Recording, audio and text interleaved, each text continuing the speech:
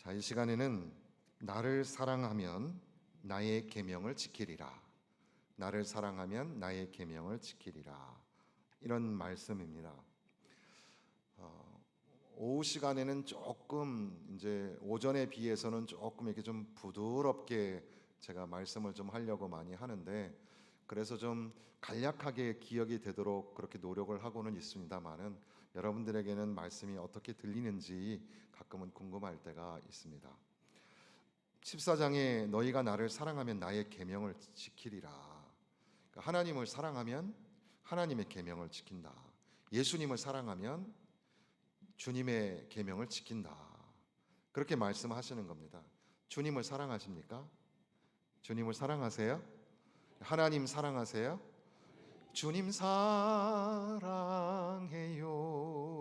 주님 사랑해요. 정말은 수화로 어떻게 하는지 아세요?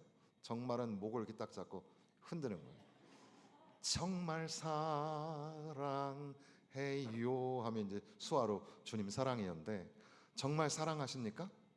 정말 주님을 사랑한다는 고백이 있다면 그러면 주님의 계명을 지키는 자가 된다는 거죠.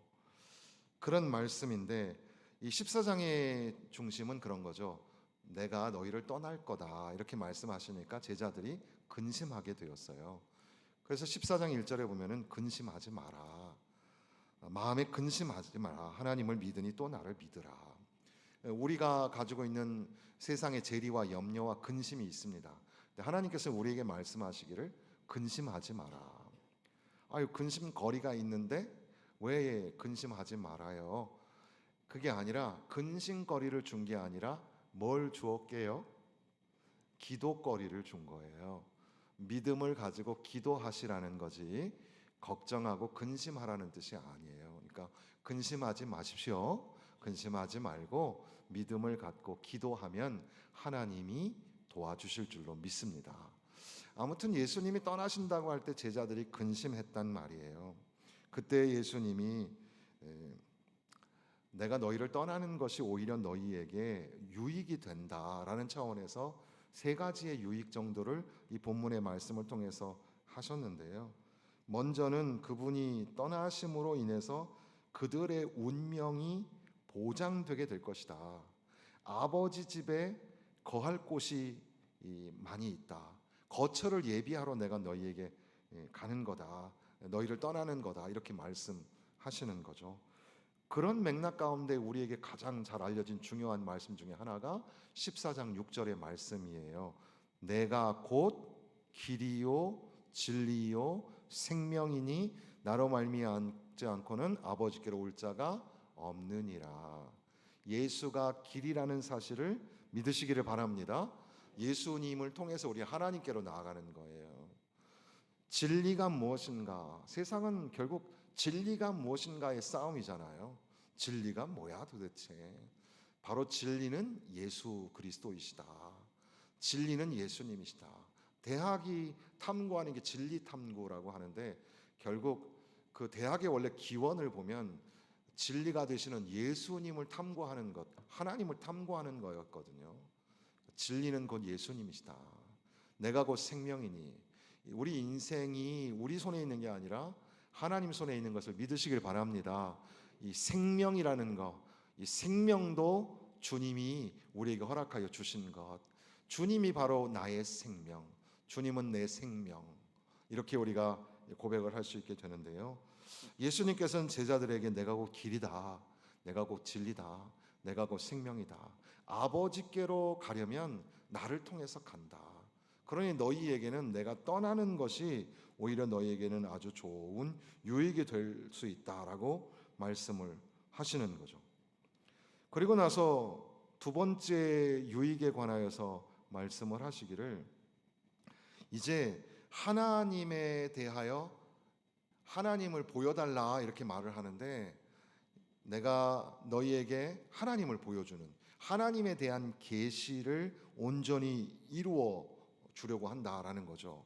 그래서 나를 본 자는 아버지를 본 것과 같은데 어찌 아버지를 보여달라고 하느냐. 그래서 이제 아버지께서 내 안에 계셔서 그의 일을 하시는 것을 너희가 믿고, 그리고 이제는 내가 하는 일도 할 뿐더러 더 큰 일도 하게 될 것이다. 그러면서 우리에게 또 유명한 말씀 13절에 보니까 너희가 내 이름으로 무엇을 구하든지 내가 행하리니 이는 아버지로 하여금 아들로 말미암아 영광을 받으시게 하려 함이라. 내 이름으로 무엇이든지 내게 구하면 내가 행하리라. 무엇이든지 구해라. 그러면 내가 이루고 들어주고 행하여 주겠다. 이렇게 말씀하신단 말이죠. 그러니까 예수님이 떠나시면서 보장을 해주시는 거예요. 내 안에 아버지가 계셨던 것처럼 너희 안에 이제 아버지가 계신다. 너희가 내 이름으로 이제 구하기만 해라. 그럼 하나님께서 들어주실 것이다. 이렇게 말씀하시는 거죠. 그러면서 예수님께서는 이 땅에서 제자들이 사명을 감당하는 일을 하게끔 이제 축복 겸 또는 사명을 주시는데, 그냥 주시는 게 아니라 보혜사 성령을 허락하여 주신다. 그래서 내가 아버지께 구하겠으니 그가 또 다른 보혜사를 너희에게 주사 영원토록 너희와 항상 함께 있게 하겠다. 이렇게 말씀하죠. 그래서 성령이 함께 계시니까 성령이 너희를 고와 같이 버려두지 아니하고 세상에서 능히 세상이 그를 감당하지 못하는 성령의 능력으로 너희와 함께 할 테니 너희는 이제 힘을 얻어서 사명을 감당하는 제자가 되라. 이렇게 말씀하시는 거죠.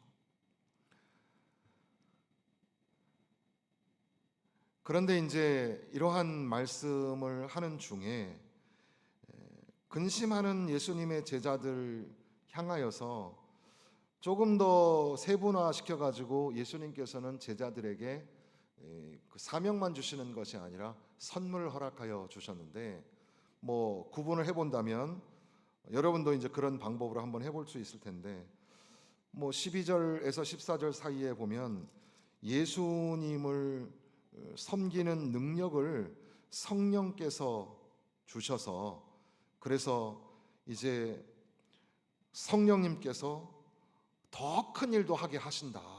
이런 축복을 우리에게 주신다는 거예요. 그리고 또 방금 말씀드렸지만 성령님께서 친밀한 교제로 제자들과 함께 계셔서 이제는 부활하신 예수 그리스도를 내 안에 모실 수 있도록 성령님이 인도하여 주신다. 그리고 또 23절 같은 데 보면 사람이 나를 사랑하면 내 말을 지키리니 내 아버지께서 그를 사랑하실 것이요 우리가 그에게 가서 거처를 그와 함께 하리라. 그러니까 하나님 성령님께서는 우리가 하나님과도 연합이 되어서 하나가 되게 하시고, 그러니까 성령님이 우리에게 능력도 주셔서 큰 일도 하게 하시고, 성령이 예수님과 함께 거하게 하시고, 성령님이 하나님과 연합하게 하시고, 그리고 서로 예수님의 가르침, 사랑의 계명에 순종하게 그것을 하나님 성령께서 도와주시기도 하시고, 그리고 17절 말씀에 보면 진리의 영이라 세상이 능히 그를 받지 못하니 이는 그를 보지도 못하고 알지도 못함이라. 그러나 너희는 그를 아나니 그는 너희와 함께 거하심이요 또 너희 속에 계시겠습니다. 성령이 우리 안에 계셔서 우리로 깨닫게 하시고 알게 하신다. 27절 말씀에 가면 우리가 잘 아는 말씀 중에 평안을 너희에게 끼치노니 곧 나의 평안을 너희에게 주노라. 내가 너희에게 주는 것은 세상이 주는 것과 같지 아니하니라. 너희는 마음에 근심하지도 말고 두려워하지도 말라. 예수님이 우리에게 평안을 주시는 줄로 믿습니다. 주님이 주시는 평화, 주님이 주시는 참된 평화가 여러분의 마음 속에, 여러분의 삶 속에 넘쳐나기를 바랍니다. 그래서 평화 평화 하나님의 평강이 당신의 삶에 넘쳐나기를, 평화 하나님의 평강이, 뭐 이런 노래 있잖아요. 하나님의 평강이 여러분의 삶에 넘쳐나기를 주님의 이름으로 축원합니다. 그러니까 성령님이 오시는 것이 귀한 축복이고, 그 안에는 우리에게 사명뿐 아니라 우리에게 다양한 선물도 주시는구나, 신령하고 영적인 선물도 주시는구나, 이런 것들을 생각하게 된 겁니다. 그런데 우리가 이 유명한 이 14장의 말씀들을 쭉 생각하면서 그것보다도 더 중요한 이 13장과 14장과 16장을 연결하는 아주 중요한 얘기를 우리가 기억하고 돌아가야 하는 거죠. 그게 바로 이제 오늘 제목으로 삼은 나를 사랑하면 나의 계명을 지키리라. 그러면 예수님의 계명은 뭡니까? 예수님의 계명 13장 34절 35절 13장 34절 35절 다 같이 읽겠습니다. 새 계명을 너희에게 주노니 서로 사랑하라. 내가 너희를 사랑한 것 같이 너희도 서로 사랑하라. 너희가 서로 사랑하면 이로써 모든 사람이 내 제자인 줄 알리라. 예수님이 주시는 새 계명이 있는데 그건 뭐예요? 서로 사랑하라. 뭐예요? 서로 사랑하라. 서로 사랑하라. 이 두 절에 서로 사랑하라라는 말이 세 번이나 등장하죠. 서로 사랑하라. 그러니까 교회 공동체의 가장 중요한 부사는 함께와 서로라고 할 수 있겠죠. 그래서 함께, 우리 모두가 다 함께, 그리고 또 서로, 당신과 나, 우리 서로 함께 지어져 가는 것, 바로 그것이 교회 공동체의 정체성이라고 할 수가 있겠습니다. 15장으로 넘어가셔서 15장의 중요한 이야기는 포도나무였는데 포도나무를 지나서 11절 말씀 11절 12절입니다. 시작. 내가 이것을 너희에게 이름은 내 기쁨이 너희 안에 있어 너희 기쁨을 충만하게 하려 함이라. 내 계명은 내가 너희를 사랑한 것 같이 너희도 서로 사랑하라 하는 이것이니라. 17절에 보면은 내가 이것을 너희에게 명함은 너희로 서로 사랑하게 하려 함이라. 결국 포도나무가 가지가 나무에 붙어서 열매를 맺는 그 관계마저도 사랑과 밀접한 관계 속에 있다는 것을 우리에게 가르쳐 주시는 거죠. 그러면서 이제 우리가 읽은 14장의 말씀에 보니까 너희가 나를 사랑하면 나의 계명을 지키리라. 15절에 말씀하셨는데 21절 4장 21절에 보면 나의 계명을 지키는 자라야 나를 사랑하는 자니. 다시 반복하셨습니다. 그리고 23절에 가서 사람이 나를 사랑하면 내 말을 지키리니. 그리고 또 24절에 가서도 나를 사랑하지 아니하는 자는 내 말을 지키지 아니하나니. 나를 보내신 아버지의 말씀이다. 이렇게 말씀하시는 거죠. 자, 이렇게 쭉 성경 구절을 읽었는데 간단한 내용입니다. 주님을 사랑하는 자는 주님의 계명을 지킨다. 주님의 계명은 무엇인가? 13장에서는 새 계명이라고, 내가 너희에게 새 계명을 주노니 서로 사랑하라. 서로 사랑하는 것이 계명을 지키는 것이고 너희가 서로 사랑해야 비로소 내 제자라고 일컬음을 받게 된다는 거죠. 우리가 이미 다 알고 있는 얘기입니다만은 15장에 가서는 그 열매 맺는 포도나무 이야기를 하면서 이제 너희가 서로 사랑하라. 내가 너희를 사랑한 것 같이, 나의 계명은 내가 너희를 사랑한 것 같이 너희도 서로 사랑하라. 그러니까 우리가 형제를 사랑할 때, 자매를 사랑할 때 주님이 사랑하시는 것처럼 사랑해야죠. 주님이라면 어떻게 사랑하셨을까? 우리가 오전부터 이 사랑이라는 것이 교회 공동체의 삶이라고, 삶의 방식이라고 우리가 함께 말씀을 나누고 있는데 쉬운 것 같으면서도 쉽지 않아요.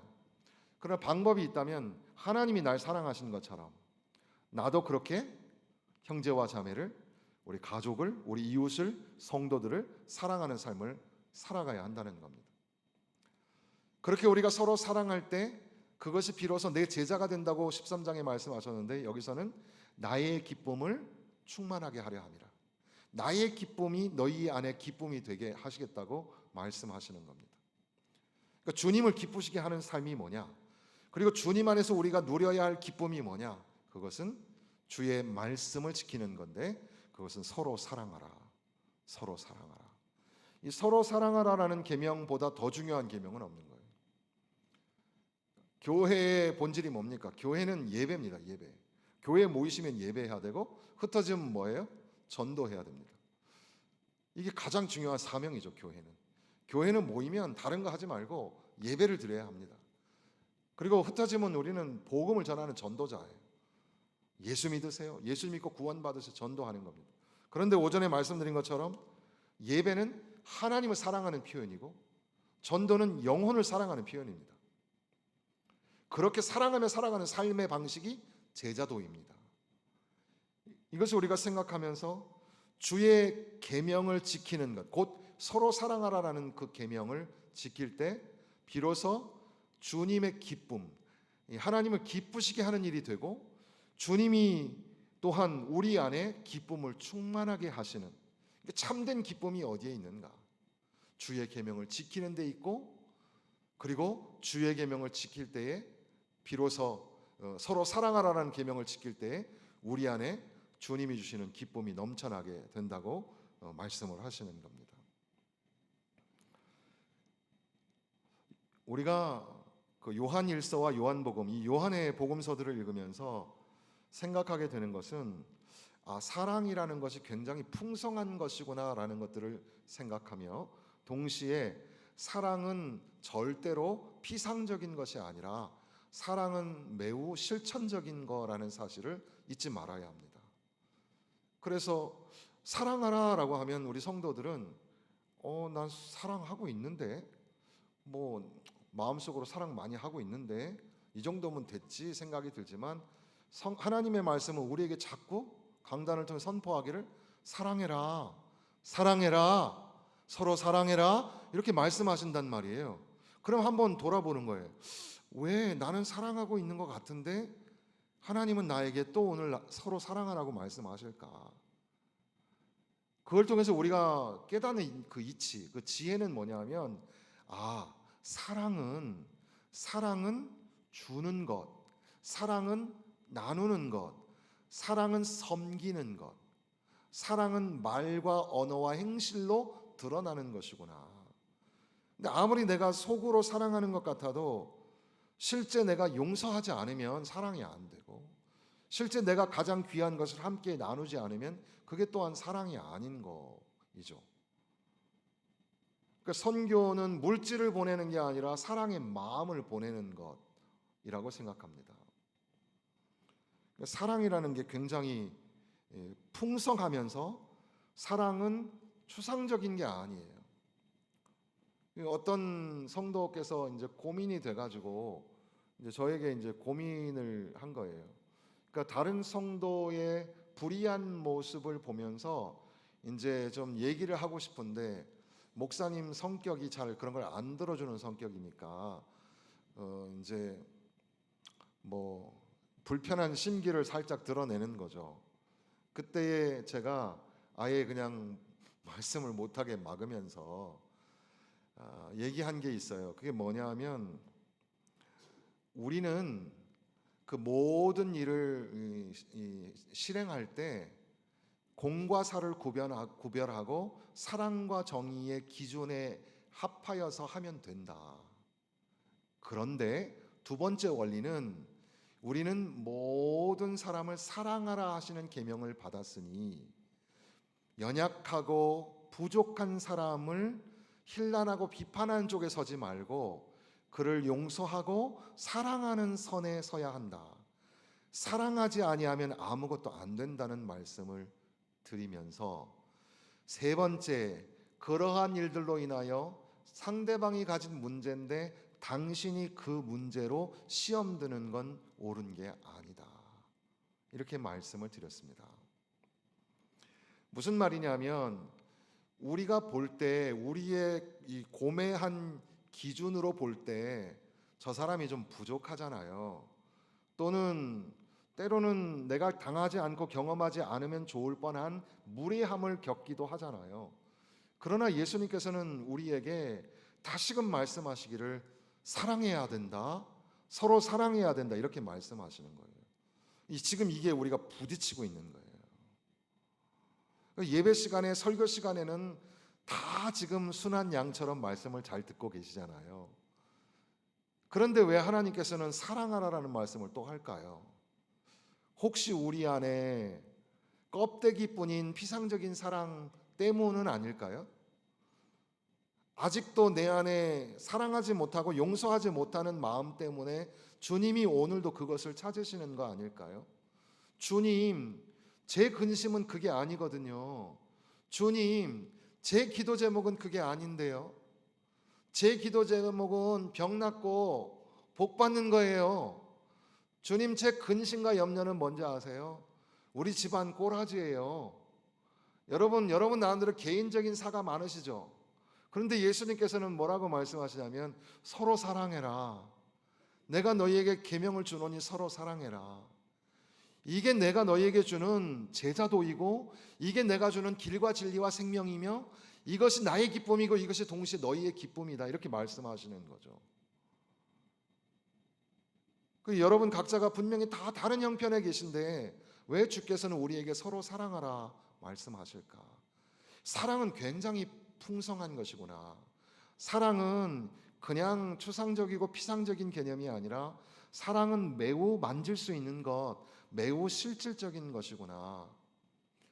그러니까 이제 경상도 사람들은 무뚝대 가가지고 사랑한다는 말을 못 한대요. 뭐 사랑한대 이런 말을 안 한다 그러더라고요. 일본 사람들이 그래요. 일본 말로 사랑한다는 말이 있기는 해요. 아이시테로 뭐 이런 말 있잖아요. 제가 고영수 선교사님 아들한테 물어봤어요. 사랑한다는 말을 하냐? 일본 말을 아이시테로 하냐 하니까 절대 안 한대요. 특히 남자는 절대 안 한대요. 이게. 그건 마찬가지죠. 그 경상도 남자들도 사랑한다 이렇게 안 하고 자자 뭐 이렇게 하나요? 어떻게 하나요? 근데 여러분 그리스도인이 되면 여러분의 고향은 경상도도 전라도도 아니에요. 여러분의 고향은 하나님 나라예요. 하나님 나라 백성은 항상 사랑 표현을 하셔야 돼요. 사랑합니다. 제가 서울말로 가르쳐 드릴게요, 여러분. 사랑합니다. 한번 해보세요. 사랑합니다. 사랑합니다. 이렇게 하면 안 되고 사랑합니다. 사랑합니다. 한번 해보세요. 사랑합니다. 사랑합니다. 여러분, 여러분의 말로 사랑하지 않으면 사랑하는 게 아니에요. 여러분이 100마디의 말로 아름다운 노래를 불러도 한마디에 깨닫는 사랑하는 말을 하지 않으면 그 사람의 말은 울리는 징과 꽹과리와 같은 거예요. 사랑하셔야 됩니다. 조금 더 나가서 용서하셔야 됩니다. 용서해야 돼요. 대부분의 경우는 나에게 잘못한 일이라기보다는 내가 알고 있는 기준과 상식으로 불편해하는 경우가 더 많은데 여러분 용서하셔야 됩니다. 왜요? 하나님이 여러분을 용서하셨잖아요. 하나님 앞에서 우리는 모두 다 죄인이에요. 우리가 죄사함 받았다는 사실을 절대 잊지 마세요. 교회 공동체의 이 시스템은 은혜로 돌아가는 거예요. 은혜로. 일 잘하고 실력 있고 재주 좋고 뭐 능력 있고 이게 아니라 은혜로 하는 거예요. 은혜로. 주차장 봉사, 식당에 그리고 안내, 방송실, 여러분이 맡고 있는 장로와 권사와 직분, 집사의 직분, 우리가 하고 있는 찬양팀 뭐 등등 뭘로 해요? 은혜로 하는 거예요. 은혜로. 여러분 실력으로 하는 거 아니에요. 오직 하나님의 은혜로. 하나님이 날 구원해 주셨으니 그것에 감사해서 하는 거예요. 내가 죄사함 받았다는 사실을 잊지 마세요. 그리고 형제를 용서하셔야 돼요. 여러분 형제를 사랑하지 아니하면 주님의 제자가 아니에요. 무늬만 제자인 거고 무늬만 성도인 거지 그 사람은 포도나무에 붙어있는 가지가 아닌 거예요. 포도나무에 붙어있는 가지는 풍성한 열매를 맺어요. 사랑의 열매를 맺어요. 기쁨과 감사의 열매를 맺는 거예요. 미워하는 사람에 관한 용서도 마찬가지지만 여러분 우리가 모르는 불특정한 사람들을 사랑하고 용서해야 합니다. 세계에 흩어져 있는 사람들, 우리가 알지 못하는 이름 모를 사람들, 그들을 위해서 말이죠. 그거는 일개 어떤 선교사님들만의 사명이 아니라 저와 여러분 우리 모두에게 주어진 사명이에요. 내 세 계명을 주노니 너희가 서로 사랑하라, 피차 사랑하라 라는 말씀은 그저 내가 알고 내가 좋아하는 사람만 사랑하라는 뜻이 아니에요. 그리고 내가 좀 이해되는 사람만 용서하라는 뜻도 아니에요. 용서가 안 되는 사람, 내가 잘 모르겠는 사람을 사랑하고 용서하라는 뜻이죠. 그렇기 때문에 사랑하라라는 말은 너무나 중요한 말씀인데 이것은 수도 없이 반복되는 그런 말씀이에요. 교회 안에서 물론 말씀은 다 항상 복음을 담아야 되니까 복음은 다 구속사적인 설교, 그래서 예수님만 무조건 들어간다고 복음이 되는 게 아니라 예수의 정신, 예수의 마음, 예수의 삶, 예수님이 우리에게 부탁하신 예수의 계명이 선포되는 게 굉장히 중요하거든요. 교회가 오늘 왜 존재합니까? 교회를 왜 빛이라 그러고 소금이라고 합니까? 왜 우리 교회는 광성교회라고 어두운 밤의 별빛이라고 이름을 지었을까요? 사랑하라고, 서로 사랑하며 살라고 우리에게 하신 것을 믿으시기를 바랍니다. 여러분, 끝으로 도전드립니다. 사랑하지 못했다면 여러분 제자가 아니라고 말씀드렸습니다. 요한일서의 방식으로 말하면 하나님 사랑한다고 하면서 형제를 사랑하지 아니하면 거짓말하는 자니 하나님을 알지도 못하는 자다, 이렇게 말씀하셨습니다. 여러분, 도전합니다. 회개하세요. 회개하셔야 합니다. 사랑하며 살지 않는 것은 성도가 아니에요. 교회가 아니에요. 회개하셔야 합니다. 주님을 더 사랑하시길 바라고 하나님이 우리를 사랑하신 그 사랑에 겨워서 주님 사랑하는 마음으로 형제를 사랑하고 더 사랑하며 그렇게 지어져 가는 저와 여러분 되시기를 주님의 이름으로 축원합니다.